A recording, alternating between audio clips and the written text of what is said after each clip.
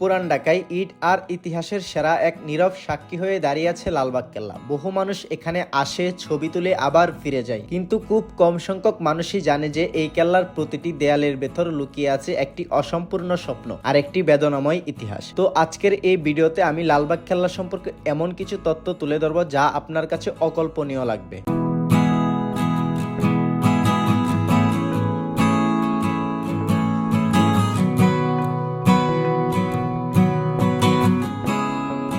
আসসালামু আলাইকুম এভরিওয়ান, আশা করছি সবাই অনেক বেশি ভালো আছেন। আমিও আলহামদুলিল্লাহ আপনাদের তো অনেক বেশি ভালো আছি। আবারও ইউটিউবের নতুন একটা ব্লগে আপনাদের সবাইকে স্বাগতম। তো আজকে আমি চলে আসছি লালবাগ কেল্লা, মানে পুরান ঢাকার একটা ঐতিহ্যবাহী একটা স্থান লালবাগ কেল্লা। তো আজকে আমি আপনাদেরকে লালবাগ কেল্লা ঘুরে দেখাবো, লালবাগ কেল্লার ইতিহাস তুলে ধরবো আপনাদের মাঝে। তো আশা করি আপনারা ভিডিওটা সম্পূর্ণ দেখবেন, আশা করি অনেক বেশি ভালো লাগবে, অনেক বেশি ভালো লাগবে। তো চলুন ভিডিওটা শুরু করা যায়। প্রথমে ভিতরে ঢোকার জন্য আমি দুইটা টিকিট কাটবো। আমি যেহেতু একজন স্টুডেন্ট, আমার স্টুডেন্ট আইডি কার্ড আছে, আমি দুইটা টিকিট কাটবো। দুইটা টিকিটের দাম হচ্ছে আপনার 20 টাকা, আর যারা দেশি দর্শনার্থী আছে তাদের জন্য 30 টাকা করে টিকিট।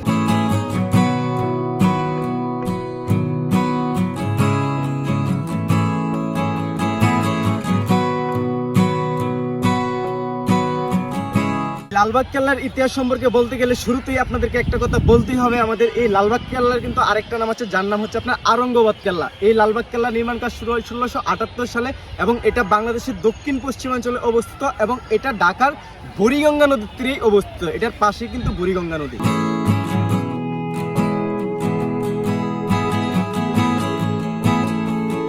এখন এই সবুজে ঘেরা লালবাগ কেল্লার ইতিহাসের মূল পর্বে আসা যাক।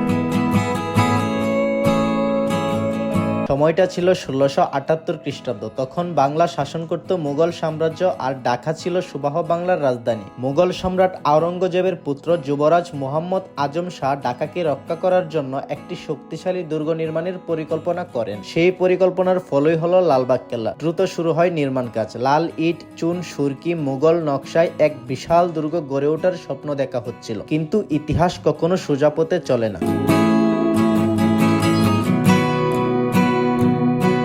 নির্মাণ কাজ শুরু হওয়ার কিছুদিনের মধ্যেই দিল্লি থেকে আজম শাহকে ডেকে পাঠানো হয়। রাজনৈতিক টানাপোড়েনে তিনি ঢাকা ছেড়ে চলে যান। তার সাথে সাথেই থেমে যায় কেল্লার কাজ। অর্ধসমাপ্ত অবস্থায় পড়ে থাকে একটি বিশাল স্বপ্ন। পরবর্তীতে বাংলার সুবেদার হিসেবে আসেন নবাব শায়েস্তা খান, মুঘল ইতিহাসের অন্যতম সফল ও ক্ষমতাবান শাসক। তিনি আবার শুরু করেন লালবাগ কেল্লার নির্মাণ। যুগ হয় নতুন ভবন, প্রশাসনিক দালান, মসজিদ, জলাধার, সবকিছুই এগোচ্ছিল সুন্দরভাবে, কিন্তু নিয়তি তখন অন্য কিছু লিখে রেখেছিল।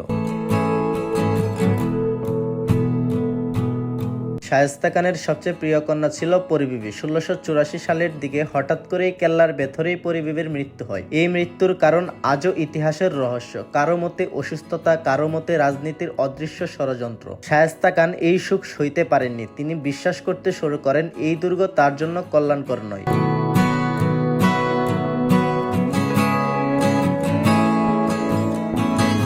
একজন শক্তিশালী শাসক হয়েও একজন বাবার হৃদয় তখন ভেঙে চুরমার। তিনি আদেশ দেন লালবাগ কেল্লার নির্মাণ চিরতরে বন্ধ করে দিতে। সেদিন থেকে এই কেল্লা রয়ে যায় অসম্পূর্ণ।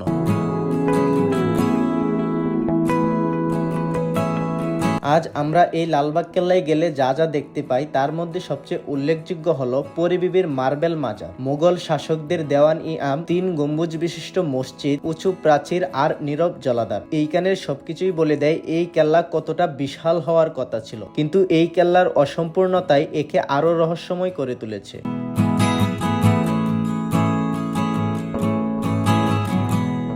এই অসম্পূর্ণ লালবাগ কেল্লার মসজিদটিতে এখন জামাতের সাথে নামাজ আদায় করা হয়। এই লালবাগ এলাকার মুসল্লিরা, এমনকি যারা এখানে ঘুরতে আসে, প্রত্যেকেই এখানে জামাতের সাথে নামাজ আদায় করতে পারে।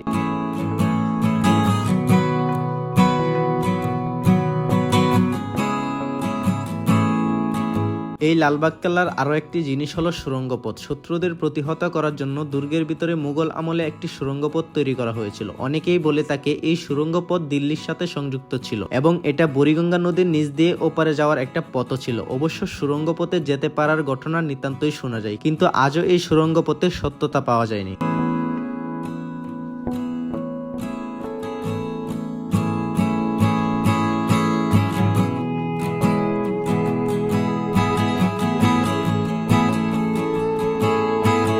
মুঘলদের পতনের পর ব্রিটিশ শাসনামলে লালবাগ কেল্লা তার গুরুত্ব হারায়, অনেক অংশ নষ্ট হয়ে যায়, ইতিহাস ঢেকে যায় অবহেলায়, তবুও কেল্লা হারিয়ে যায়নি।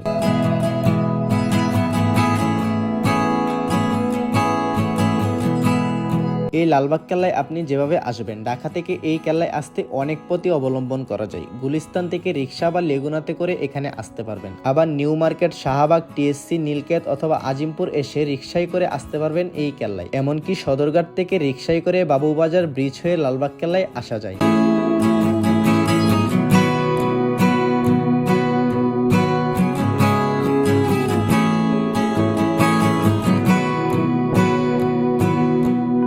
আর এই লালবাগ কেল্লায় প্রবেশের জন্য অবশ্যই টিকিটের প্রয়োজন। বাংলাদেশি পর্যটকদের জন্য জনপ্রতি 30 টাকা, স্টুডেন্ট আইডি কার্ড দেখাতে পারলে জনপ্রতি 10 টাকা, আর বিদেশি পর্যটকদের জন্য জনপ্রতি 400 টাকা।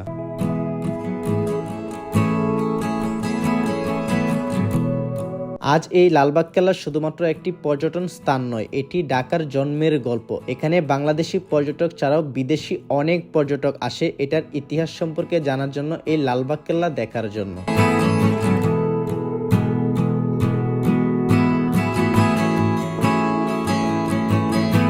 এটি আমাদের মনে করিয়ে দেয় ইতিহাস সবসময় সম্পূর্ণ হয় না, কিন্তু অনেক বেশি মূল্যবান হয়। অসম্পূর্ণ হয়েও লালবাগ কেল্লা আজ বাংলাদেশের গর্ব।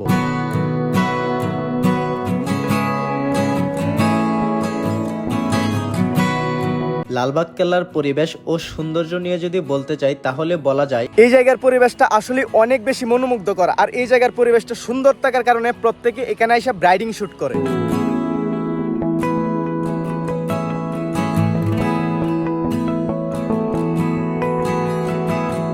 এই কেল্লার ইতিহাস সম্পর্কে জানার পর আপনারা অবশ্যই গিয়ে এই কেল্লাতে একদিন ঘুরে আসবেন।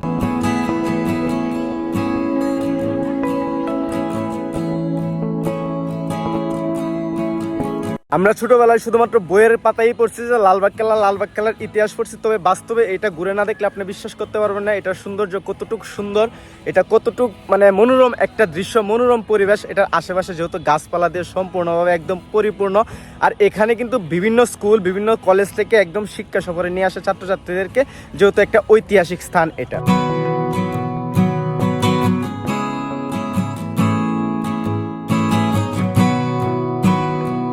কেল্লার ভিতরের পরিবেশটা অনেক বেশি সুন্দর হওয়ার কারণে এখানে অনেকে এসে ছবি তোলে। আর এই ছবি তোলা নিয়ে যদি আমি আপনাদেরকে বলতে যাই তাহলে বলা যায় এই জায়গাটার মধ্যে প্রতিনিয়ত অনেক মানুষ ঘুরতে আসে যারা একটা নিজস্ব ফোনের জন্য ছবি তুলতে পারে না, ভিডিও করতে পারে না। এটা নিয়ে অনেকে চিন্তায়ও থাকে, কিন্তু চিন্তার কোনো কারণ নাই, কারণ এই জায়গাটার মধ্যে অনেক ফটোগ্রাফার আছে যারা আপনাকে ছবি তুলে দিবে, এমনকি সিনেমেটিক ভিডিও করে দিবে। এটা নিয়ে চিন্তার কোনো কারণ নেই।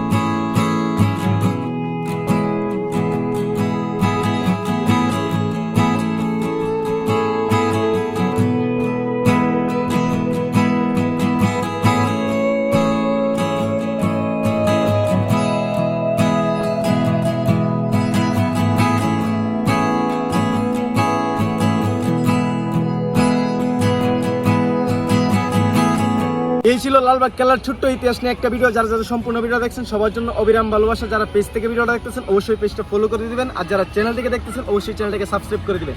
তো পরবর্তী ভিডিওর জন্য সবাই অপেক্ষা করুন, আবার কোনো নতুন গল্প নিয়ে, আবার কোনো নতুন ইতিহাস নিয়ে পরবর্তী ভিডিওতে দেখা হচ্ছে। আজকের মতো এখানে বিদায় নিচ্ছি। সবাই ভালো থাকুন, সুস্থ থাকুন, আল্লাহ হাফেজ।